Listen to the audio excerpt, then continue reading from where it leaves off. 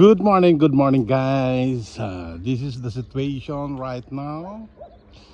After the heavy rain last night, heavy rain and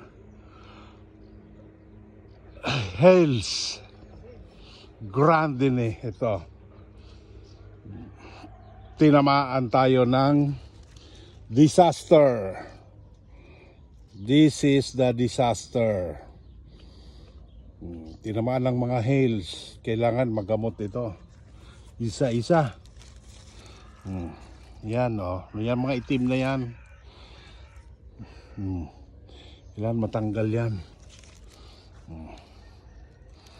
Ay nako. Ganyan pag umuulan ng yelo.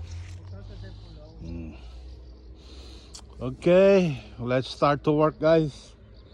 Daming danyos.